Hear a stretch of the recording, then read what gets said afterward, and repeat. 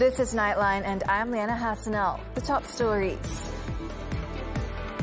Prominent Zionist groups among those allegedly conspiring with local influential figure to overthrow the government. Israeli and U.S. forces strike Iran's central leadership hubs in massive air offensive.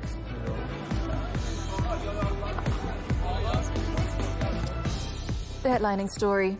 The alleged plot to destabilize the current government is said to involve a coordinated movement that has been active for the past 2 years. Prime Minister Datuk Sri Anwar Ibrahim revealed that investigations indicate that the movement allegedly includes prominent Zionist groups, adding that more details will be revealed in due course.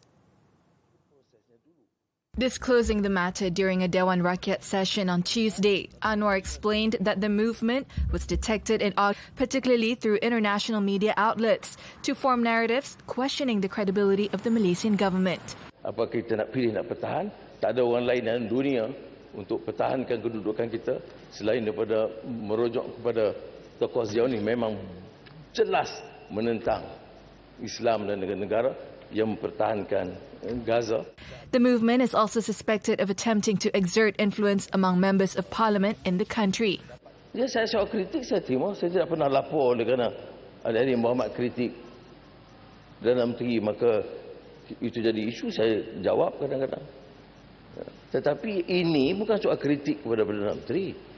Ini usaha sabotaj kerajaan dan negara. Police have since launched an investigation under Section 124B of the Penal Code in connection with the alleged plot. In another development, police have recorded statements from 2 individuals to assist in the investigation on the alleged conspiracy to overthrow the government. Bukit Aman Criminal Investigation Department Director Dato' M. Kumar said the duo are the complainant and a witness. According to Kumar, police will also summon additional individuals to assist in the investigation. The public are urged to give the police sufficient time for them to conduct a thorough investigation. Last Friday, Inspector General of Police Datuk Sri Muhammad Khalid Ismail confirmed that an investigation is underway into allegations of a plot to overthrow the government and sabotage national stability. The probe is believed to involve a prominent local figure as well as an international media agency. The West Asia war now.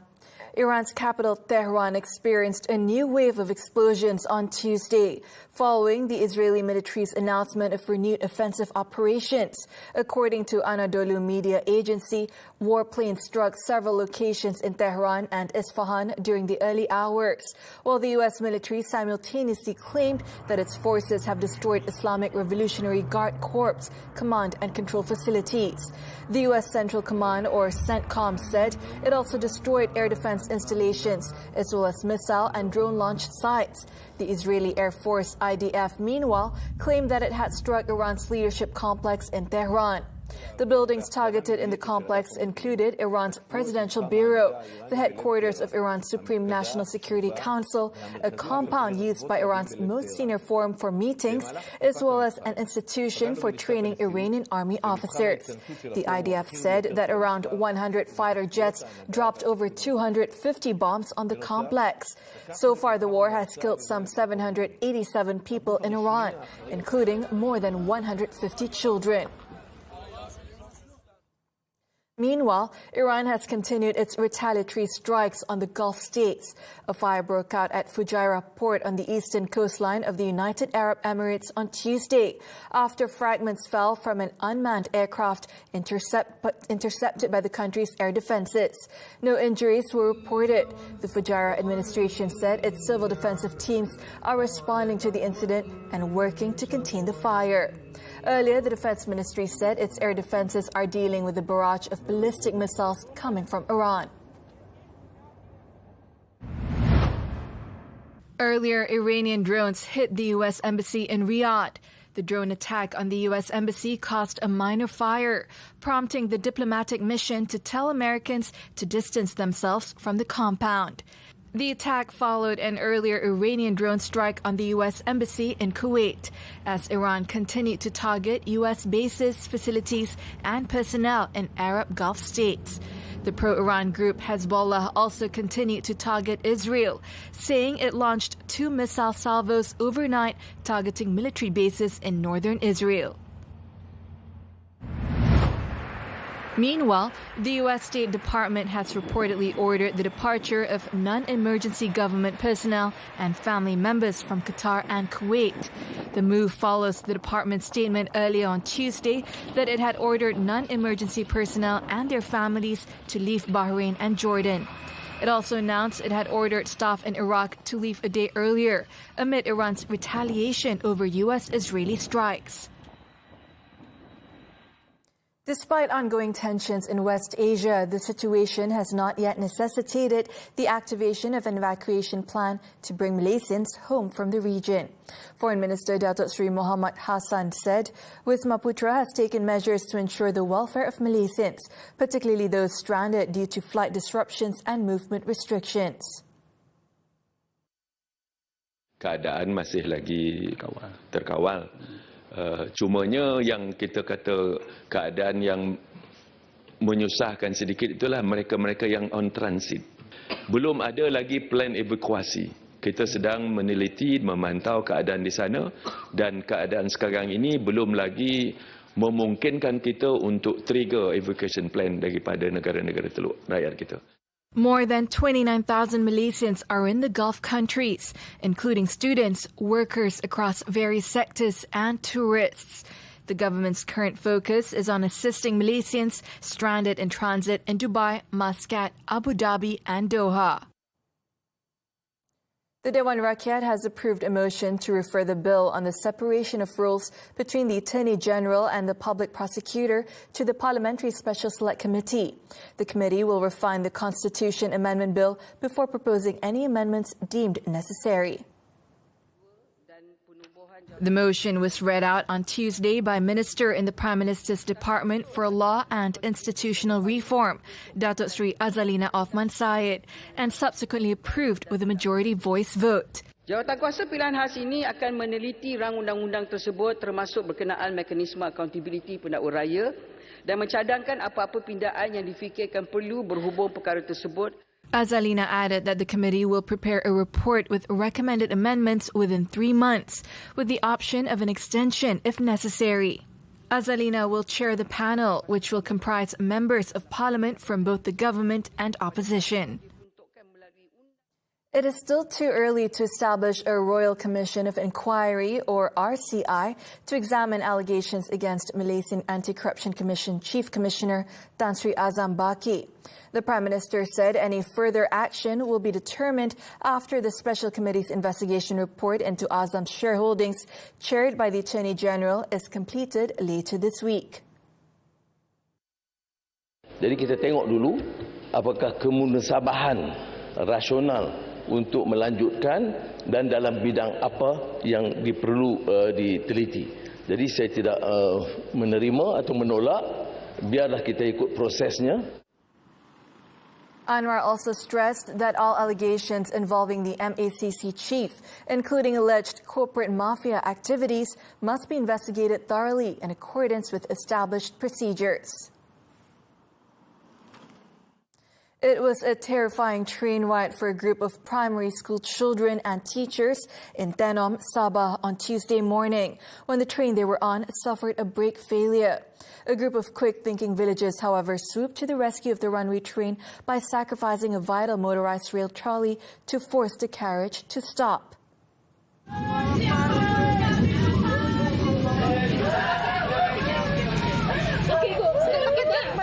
The incident occurred along Sabah's west coast route from Tenom to Pangi at around 8 a.m. 4 motorcycle trolleys placed on the railway track were struck by the train near the 11th mile. Preliminary investigations found that the motorcycle trolleys were placed on the track by villagers who were waiting for their family members to disembark from the train. The trolleys are normally used as alternative transport to ferry passengers back to their villages. All passengers on board were reported safe. However, one man suffered injuries, believed to have been sustained when he jumped off one of the motorcycle trolleys during the incident.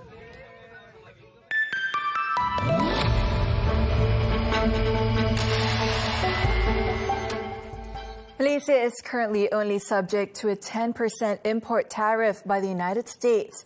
Investment, Trade and Industry Minister Datuk Sri Johari Abdul Ghani said this follows the United States Supreme Court decision rejecting President Donald Trump's reciprocal tariffs. Johari noted that President Trump only signed an executive order for a 10% global tariff, despite wanting to impose a 15% tariff. Oleh Presiden Trump berhubung pelaksanaan tarif sementara sebanyak 10% bawah Seksyen 122 Akta Perdagangan 1974, iaitu yang kemudiannya telah diumum oleh Presiden Trump akan dinaikkan kepada 15%. Buat masa ini, kita hanya dikenakan 10%. Kalau masa kita tanda tangan AD dulu, kita kena 19%, oleh kerana itu telah terbatal secara automatik. He said this during the winding-up session of the debate on the motion of thanks for the royal address by the Yang di-Pertuan Agong in the Dewan Negara. To protect the manufacturing sector and the business community from the impact of U.S. tariffs, the government has taken several proactive measures. This includes diversifying export markets through 17 free trade agreements. These are in addition to resuming new negotiations with the European Union, ASEAN Canada, and the Malaysia Gulf Cooperation Council. RAM Ratings has maintained Malaysia's gross domestic product growth projection at between 4 and 5% for 2026, citing continued resilience in the domestic economy. The rating agency, however, warns that recent global developments could weigh on the outlook. It said a United States Supreme Court decision to strike down reciprocal tariffs provided only temporary relief, as Washington later introduced a 10% global blanket tariff, with further increases under consideration. RAM Ratings also remains cautious about possible new tariffs targeting the semiconductor sector, which could affect Malaysia's growth momentum. It added that tensions in the Middle East could also disrupt a key shipping route handling about 20% of global oil, pushing prices higher. With Malaysia exposed as around 30% of its mineral fuel imports come from the region. In its bid to attract top talent in critical and emerging technologies such as artificial intelligence and quantum computing, Singapore will introduce a new work pass for high earners in AI and tech in January 2027. The One Pass AI and Tech will be a 5-year work pass, which can be renewed for 5 years each time, matching the duration of the broader One Pass. The initiative targets top foreign professionals earning at least 30,000 Singapore dollars a month from a single employer, as well as individuals with outstanding achievements in arts and culture, sports, science and technology, and academia and research. To qualify for the One Pass track, applicants must be currently or last employed in a tech company, tech division, or tech venture capital firm.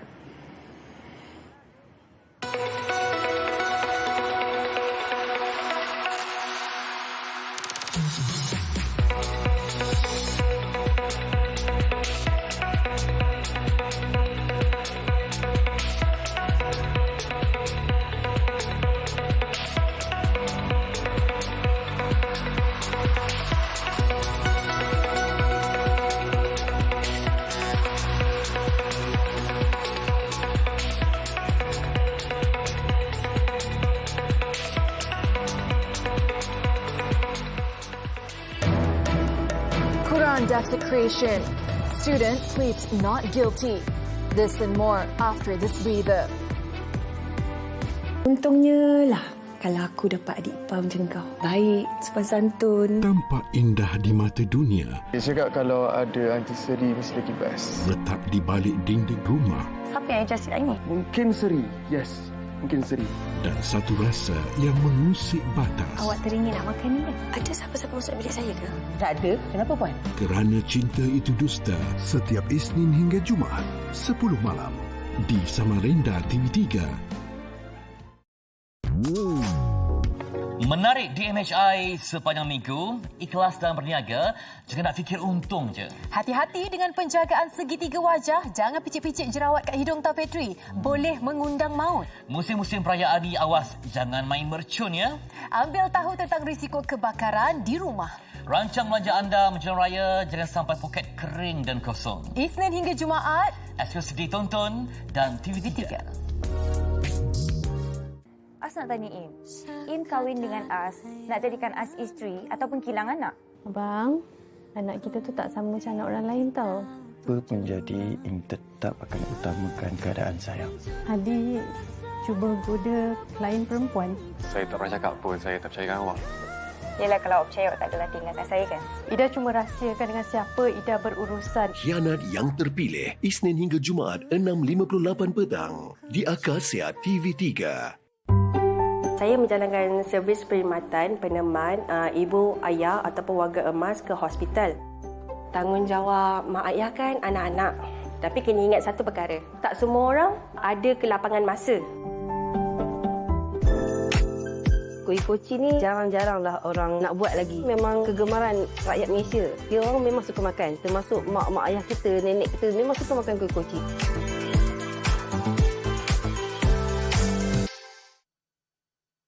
Welcome back.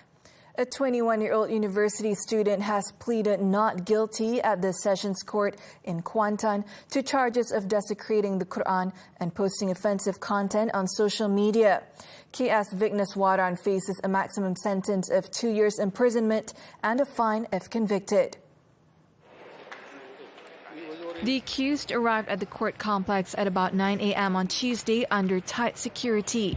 He is charged with committing an act intended to insult Islam by allegedly desecrating the Quran. The offence is said to have taken place at around 1:30 p.m. on February 22nd at a residence in Taman Sri Mahkota Aman, Kuantan. He is also accused of making highly offensive posts via the threats application. The court allowed bail at 10,000 ringgit with additional conditions, and the case has been fixed for mention on April 8th. Vigneswaran, who was a student of University Malaysia Pahang, Al-Sultan Abdullah, was arrested on February 25th after he was suspected of stepping on the Quran and uploading images of the act online. To date, police have received 82 reports nationwide in connection with the case. An illegal migrant smuggling and exploitation syndicate has been dismantled following coordinated enforcement operations in Selangor. The operation was part of 3 separate raids conducted by the Immigration Department on Monday. Immigration Department Director General Datuk Zakaria Shahban said the operation began with the arrest of a Bangladeshi man in his 40s, believed to be the mastermind and key agent of the network. He is suspected of coordinating the entry and movement of migrants from the country's borders to temporary shelters before handing them over to selected employers for labor exploitation. Following his arrest, enforcement teams moved in on a premises in Klang, where they uncovered a vehicle spray painting workshop that had been used as a safe house to conceal newly arrived migrants. 3 Bangladeshi men aged between 21 and 45 were rescued during the operation. Authorities said they had no valid entry records into the country. 3 other Bangladeshi nationals were also detained, believed to be members of the syndicate, acting as coordinators, transporters, and caretakers of the safe house. In Pulau Pinang, 23 people were left with only the clothes on their backs after 4 single-story squatter houses were destroyed in a fire at Tanjung Tokong early on Tuesday. Fortunately, no casualties were reported.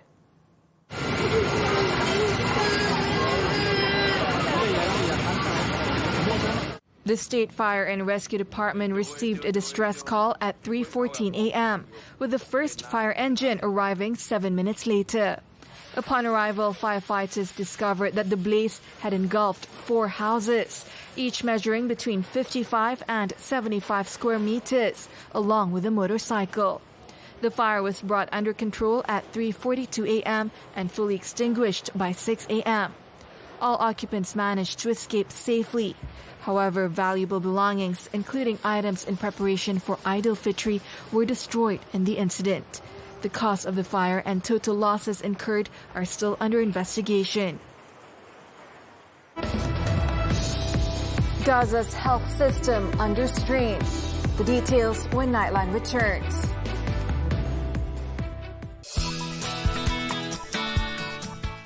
Semua yang kita nampak, semua kita nak beli. Jangan ikut nafsu, membazir di bulan Ramadan. Lai cikang, air jagung, air bandung. Aneka air balang hari Selasa. Bila berbelanja, jangan sampai lupa diri. Kita akan bincangkan bajet raya Rabu ini. Penyakit kanser? Mari kita ketahui punca dan rawatannya. Yang lama dah tak tegur siapa. Dan bulan Ramadan pengerat hubungan. Semuanya di Wanita Hari Ini TV3. Dan stream sekarang ditonton.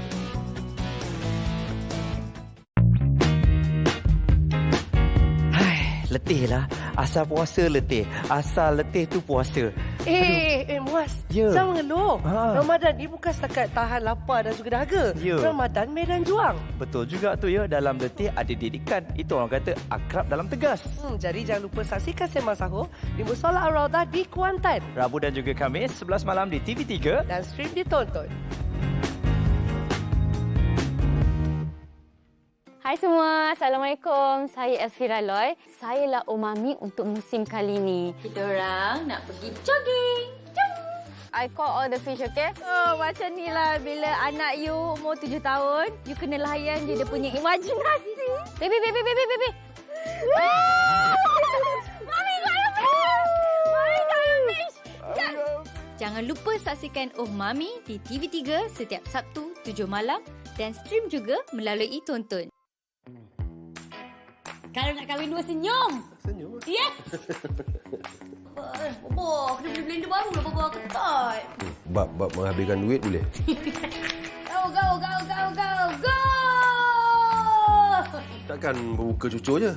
Kakaklah cucu bawang je. Banyak lagi menu lain. Kalau nak tahu menu apa, jangan lupa saksikan Jom Berbuka. Sabtu 7.30 malam di TV3. Dan stream juga melalui Tonton. The foreign news.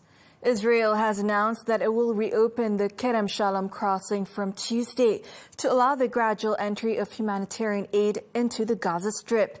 Israeli officials said the reopening follows security assessments, with aid entering in phases to ensure safety and ease mounting shortages in Gaza.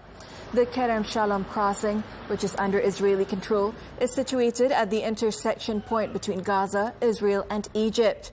The crossing was closed on Saturday as a security measure amid rising regional tensions, following military strikes by Israel and the United States against Iran, halting supplies of food and medicine. The humanitarian crisis in Gaza continues to deteriorate, with hospitals struggling amid shortages of fuel, medicine and staff. As medical facilities operate under extreme pressure, concerns are growing over whether life-saving services can continue. Nightline's Nurin Razmin reports. Despite a U.S.-brokered ceasefire entering its second phase in February, doctors on the ground say the situation has not stabilized. Doctors Without Borders MSF Australia head of programs Simon Eccleshall said while diplomatic efforts may signal progress, the conditions his teams are witnessing inside Gaza's hospitals tell a far more troubling story. The current situation in the hospitals in Gaza is horrible. It's atrocious that the amount of humanitarian aid that's needed to meet even basic medical practice is not currently able to get in. So despite the fact that we're in a ceasefire, MSF has been unable to bring in adequate medical supplies over the last couple of months for this year. Eccleshall said while more trucks are entering Gaza, the issue is what they are carrying and what is being kept out. MSF currently has 45 trucks waiting at the Israeli border, some subjected to multiple inspections without guarantee of entry. Essential items such as scalpels, antibiotics, and even diesel for hospital generators have been classified as dual use and restricted. Meanwhile, highly processed food is reportedly being allowed in, while fresh, nutritious supplies remain limited. It's what we sometimes call the weaponization of food or the weaponization of aid, where people are being starved of resources in one area, promised access to those resources if they move south or to a particular safe area, and it's really aid being used as a means for achieving military or strategic or security objectives. The strain on the health system is also affecting patients with chronic conditions, including diabetes, heart disease, and asthma, who are struggling to access routine care. Medical evacuations outside Gaza remain limited, leaving many without alternatives. With over 2 million people relying on humanitarian aid for basic survival, MSF is urging states to prioritize humanitarian access over political considerations, because without unhindered supplies, a ceasefire on paper may mean little to those on the ground. Nurin Razmin, TV3. Former U.S. President Bill Clinton told lawmakers that President Donald Trump told him he had some great times with convicted sex offender Jeffrey Epstein before their relationship soured. According to a video released on Monday, the former Democratic president said under oath that Trump brought up Epstein at a golf tournament in 2002 or 2003, after Clinton left office and more than a decade before Trump was elected president.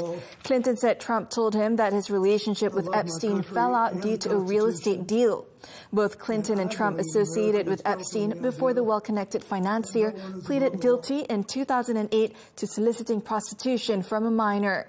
Clinton also claimed that he never visited Epstein's Caribbean island and did not know that Epstein had visited the White House 17 times during his 1993 to 2001 presidency.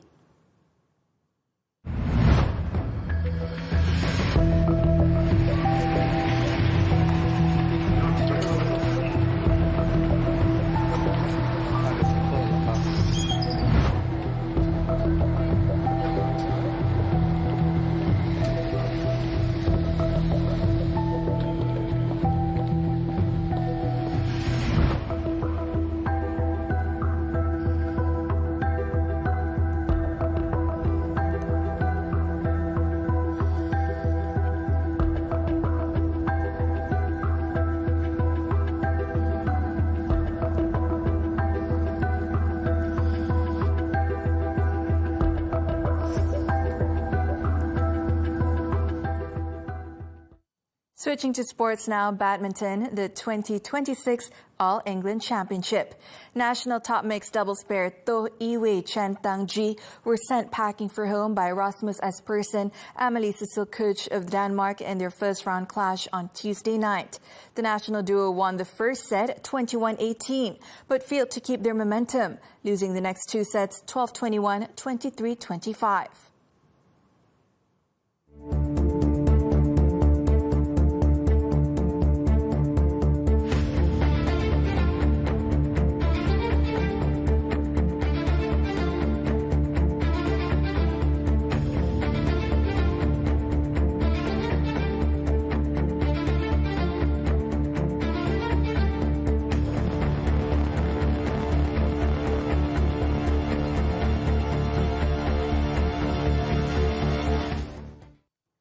And that concludes Nightline this time around. As we wrap up, we leave you with stunning scenes of today's rare blood moon as it casts a deep crimson glow across skies around the world.